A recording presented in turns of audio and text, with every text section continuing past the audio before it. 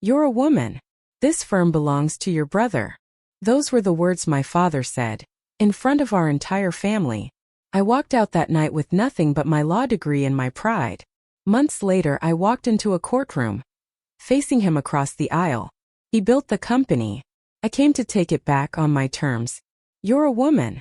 This firm belongs to your brother. My father's words rang out like a verdict. I stood frozen, my carefully prepared portfolio trembling slightly in my hands. Around the long mahogany table sat our extended family, uncles, board members, and of course Brandon, my older brother, slouched in his chair with that ever-present smirk. I had spent weeks preparing a proposal, a real one: new client acquisition strategy, digital transformation for our legacy systems, employee retention analysis. I thought today's meeting was about ideas, but clearly it had been about inheritance all along. You've done well, Elena, my father continued in that polished, dismissive tone. You'll make an excellent general counsel, under your brother's leadership. Brandon chuckled under his breath. We'll find something useful for you. Lillian, my mother, looked down at her pearls and said nothing. That moment cracked something inside me.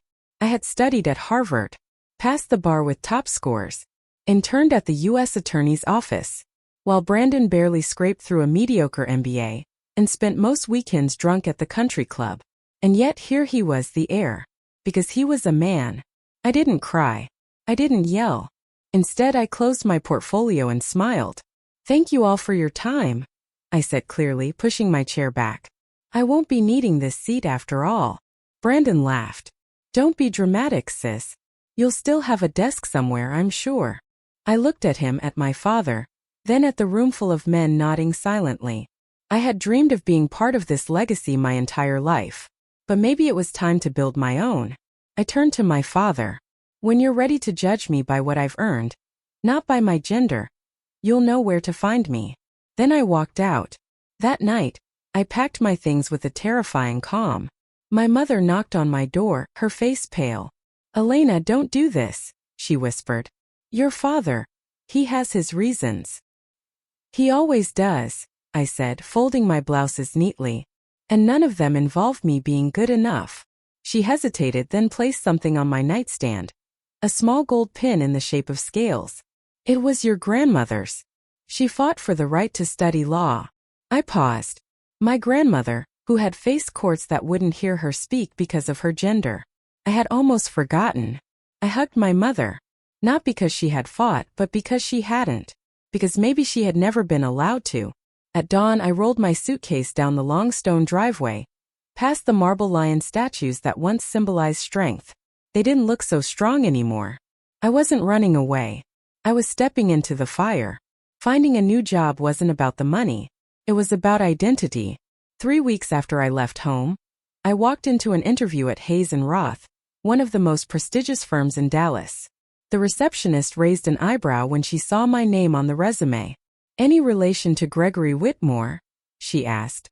None that matters, I replied, and meant it. The interview panel included 4 partners. They didn't ask me about my family. They asked about strategy, case law, ethics under pressure. I answered each question with the confidence I had buried under years of trying to win my father's approval. I wasn't trying to impress anyone. I was just being Elena. 2 days later they called. We'd be honored to have you join the litigation team, said Richard Hayes himself. Welcome aboard. I moved into a tiny apartment in Uptown. No luxury, no chauffeurs, no tailored suits, just freedom. I used to feel suffocated by the expectations of the Whitmore name. Now I was finally breathing. Richard took a special interest in my growth. You have teeth, he told me after my first trial. Now let's sharpen them. I handled depositions, researched complex contracts, cross-examined witnesses who thought they could rattle me. Each case was a small win, not just for my clients but for me. Each courtroom was another inch away from my father's shadow. Late one evening, as I was reviewing documents for a corporate fraud case, Richard walked into my office. He placed a folder on my desk and said, "This one's different." I opened it. Plaintiff, Southern Tech Holdings. Defendant, Whitmore and Partners. The moment I read the name, my stomach clenched. They're being sued for breach of fiduciary duty, Richard explained. We're representing the plaintiff. The case is huge, public, and brutal. I looked up at him. You want me on it? He nodded. You know how they think. You know how to take them apart. I stared at the file. The firm I once dreamed of leading, now in my hands as an opponent. This wasn't just about strategy anymore. This was personal. Richard, I said carefully, that's my family. I know, but I didn't choose you because of that. I chose you because you're the best shot we've got. I closed the file, heart racing. For years, I wanted my father to see me as worthy. Now I had the chance to show the world and maybe him that I was more than worthy. I was dangerous. I'll think about it, I said. But in truth, I already knew my answer. I was never going to be the daughter he wanted. But I could be the woman no one dared underestimate again. I didn't sleep much that night. I sat by the window, the city glittering outside, file still open on my lap. Southern Tech's claim was strong, clear negligence, contract misrepresentation, and internal emails that pointed straight at the leadership of Whitmore and Partners. My family's name was stamped across every exhibit. By morning I had made my decision. When I entered Richard's office, I didn't hesitate. I'll take the case. He didn't smile. He just nodded like he already knew I would. Prep starts now. 2 weeks later, I walked into the courthouse with our client beside me. I wore a navy suit, not expensive but precise. My hair was tied back. My voice calm. My mind a steel trap. I didn't look around the courtroom until we reached our table. That's when I saw them. Gregory Whitmore. Brandon Whitmore. My father was impeccably dressed as always. Cold, unreadable. Brandon looked irritated, half distracted, like he hadn't even read the briefing notes. Classic. Their eyes locked with mine, and for the first time in my life, neither one had anything to say. We were on opposite sides now. The judge entered. Southern Tech Holdings versus Whitmore and Partners, Day 1. Opening statements. Richard stood and delivered a precise, compelling argument. Then came my turn. I rose. My heels echoed lightly on the wood as I approached the bench. Your Honor, I began. This case is not about revenge or legacy. It's about accountability. A firm trusted by clients failed its duty, and the evidence will show exactly how and why. I didn't look at my father while I spoke. I didn't have to. Our case unfolded like a perfectly timed watch. Internal memos, contract discrepancies, expert witnesses. Brandon, who was supposed to handle most of the defense, stumbled over basic legal questions. I countered each one with calm clarity, citing precedent and documentation. The courtroom wasn't just listening. They were watching. Watching a daughter dismantle the empire that once refused to see her. By the third session, I could see it on my father's face: tension, fatigue, doubt. It was the first time I'd ever seen him sweat in public. After one particularly brutal cross-examination, Brandon slammed his file shut in frustration. This is a circus, he muttered, forgetting his mic was still on. A few reporters in the gallery scribbled notes quickly. That evening back at Hayes and Roth, the office was buzzing. You were savage, one of the associates whispered. I wasn't, I replied. I was just prepared. Richard passed by, tapping the file in my hand. Keep going, he said. They're unraveling. But I already knew that. Because deep down I could feel it. My father no longer saw me as the daughter who defied him. He now saw me as the woman who could destroy him. And I hadn't even brought out the real evidence yet. Day 4 in court. The air inside the courtroom was thick, not with heat but tension. The gallery was fuller than ever, buzzing with local reporters and corporate legal watchers. Whitmore and Partners had been a symbol in the Dallas legal scene for decades. Watching it falter in public? That was news. Brandon had just finished another clumsy attempt at redirecting a witness. It was almost painful. The judge, a woman known for her zero-tolerance attitude toward unpreparedness, was already frowning. I stood and approached the bench with our next exhibit. Your Honor, permission to submit a new document set, Exhibit 14C. Internal memos between Brandon Whitmore and a client representative at Dalton Engineering. Gregory's head snapped up. The memos detailed a deal where Whitmore and Partners had quietly altered contract terms to favor a vendor they held private shares in, without disclosure. A clear ethics violation. The room shifted. Brandon looked like someone had thrown cold water on him. Judge Simmons raised an eyebrow. Defense, did you have prior knowledge of this exchange? Gregory stood slowly. Your Honor, we request time to review. You've had access to this correspondence for months, Mr. Whitmore. I cut in. Unless, of course, it was kept from you too. Gregory froze mid-sentence.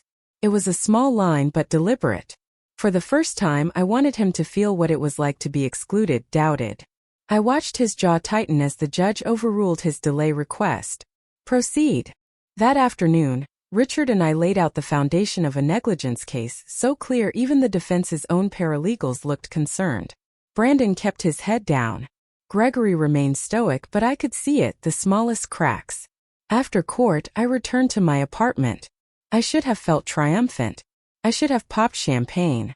But all I did was sit on the floor beside my bed and stare at the gold pin my mother gave me. My grandmother's scales of justice. What would she have said? Would she have told me to keep going? Or would she have said I had proven enough? The next morning I arrived early at the firm. Richard was already there, coffee in hand, eyes sharp. They're moving to settle, he said without preamble. I blinked. Already? He nodded. They know it's over. They're hemorrhaging credibility. But here's the interesting part. Gregory requested that any settlement meeting be handled privately. I stared at him. He wants to meet with you, Elena. Alone. For a full minute I said nothing. What did he want? A deal? A warning? An apology? Or was he finally ready to say the one thing I had chased for half my life? You don't have to go, Richard said. I took the file from his hands. Oh, I'll go, I replied, my voice steady. But not as his daughter. I smiled slightly. I'm going as his equal. The conference room was smaller than the courtroom but somehow more suffocating. It wasn't the walls, it was the history between us. Gregory Whitmore sat at the far end of the polished oak table, fingers steepled under his chin. His tailored suit was flawless, his silver cufflinks gleaming, but the man inside that armor looked tired. I didn't wait for pleasantries. You asked for this meeting, I said, setting my briefcase down. So speak. He studied me for a moment. You're angry. I tilted my head. Perceptive. A shadow of a smile flickered across his face. You were always the sharp one. Just not sharp enough to inherit your firm, right? Silence. He exhaled slowly. I was wrong. I didn't move. I've watched you these past weeks, he continued. You've taken apart our defense piece by piece. You know the law. You know people. You know how to lead. My voice was calm, razor thin. So what changed? The headlines? Or the fear that your son is about to cost you everything? That's not fair. No, I interrupted. What wasn't fair was building a dynasty and telling your daughter to marry into someone else's. His jaw clenched. But then something shifted. You reminded me of your mother in court, he said. Not her gentleness. Her fire. She once argued a zoning case so fiercely the judge forgot he had golf at noon. You have that. A long pause. I want you to come back, he said. To Whitmore and Partners. We'll restructure. Brandon will step down. You'll take over as managing partner. The words hung in the air like smoke. I stared at him. You want me to abandon the case.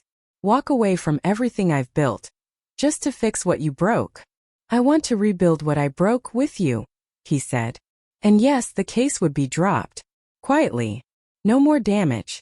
You'll get the firm, your name on the wall, the power you always deserved. A pause. And what do I give up in return? I asked. He didn't answer. But I already knew.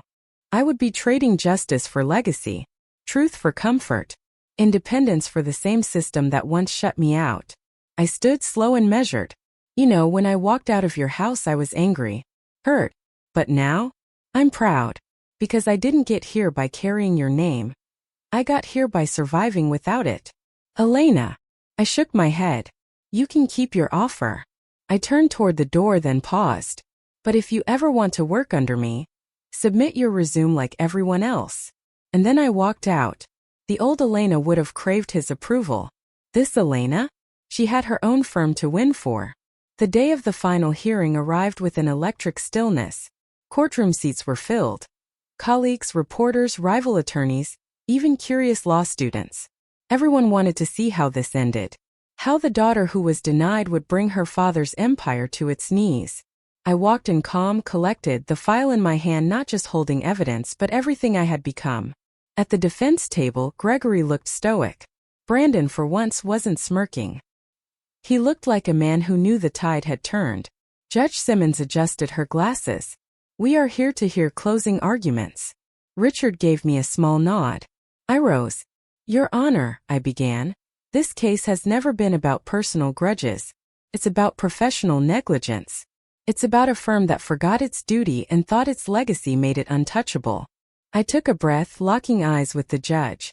We showed the documents, the discrepancies, the conflicts of interest. But more than that, we showed what happens when leadership becomes entitlement. I glanced briefly at Brandon. When titles are handed down by bloodline instead of earned through merit, systems collapse. Trust collapses. And clients pay the price. The courtroom was still. And now, it's time to hold them accountable. I sat down. On the other side, the Whitmore team didn't have much left. Their rebuttal was short, flat, defensive. Even Judge Simmons looked unconvinced. She retired to chambers. 35 minutes later, she returned with the verdict. In the matter of Southern Tech Holdings versus Whitmore and Partners, the court finds in favor of the plaintiff. A collective intake of breath. Damages awarded in the amount of $12.8 million. There it was. Not just a win, an indictment. A reckoning. Gregory didn't move. Brandon dropped his head into his hands. Richard leaned over and whispered, "You just made your name." But I already knew. As we exited the courtroom, cameras flashed. Journalists surged forward. "Elena Whitmore, how does it feel to beat your own family in court?" one shouted. I paused at the top of the steps. "I didn't beat my family," I said evenly. "I beat injustice. The rest is personal." Then I walked down the steps into the sunlight, not just as a lawyer, but as a name no one would ever overlook again. That evening, Hayes and Roth held a celebration. Champagne flowed, congratulations echoed, and Richard raised a toast. To Elena, who reminded us all why merit still matters more than legacy. I smiled. But I knew this was just the beginning. A few days later, I received an email. It was from Gregory. Subject line: "No excuses left." It was short. "You were right. You earned everything. I'm stepping down. The board wants you to speak next month, to the Bar Association, about ethics, succession, and change. If you're willing." I stared at the screen. There was no "I'm proud of you," but there was something better. A door he never opened before. And I had already walked through it without asking. A week passed before I responded to my father's email.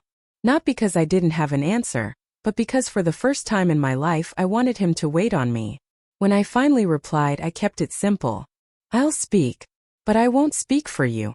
I'll speak for every woman who's ever been told she doesn't belong." And I meant it. The Texas Bar Association's annual gala was held at the same ballroom where I had once watched Brandon receive a meaningless award he hadn't earned. This time I stood at the center of that grand hall.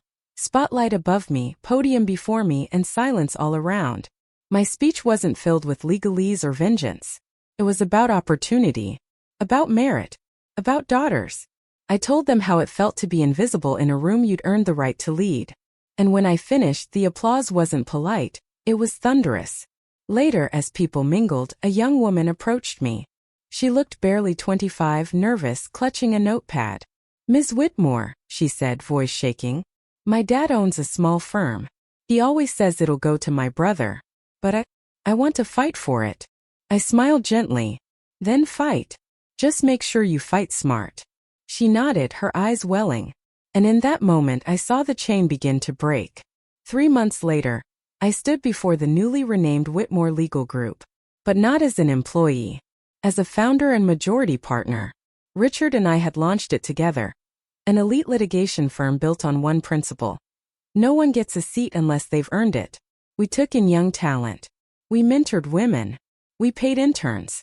We tore up the old rulebook and rewrote it with justice in mind.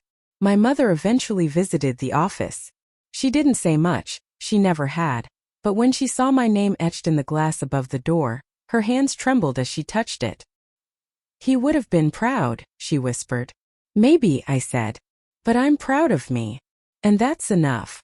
As for Brandon, he disappeared into quieter work, consulting small deals. The press had no interest in his empty titles anymore. And Gregory? He retired. Quietly. Without a farewell gala. But I heard he still keeps a framed photo of my bar admission on his desk at home. Funny how things change. But the biggest change was in me. I no longer needed anyone's approval. Not my father's, not the board's, not even the legal elites. I had walked into a courtroom carrying a name that once excluded me, and walked out having redefined it. This was never about revenge. It was about restoration. Reclaiming not just what I was owed, but what I had built with my own hands, my own fire, and my own damn brilliance. So if you're ever told you're too young, too emotional, too female, too anything, remember this. You don't need to kick the door down. Just outgrow the room, build a better one, and watch the world come knocking.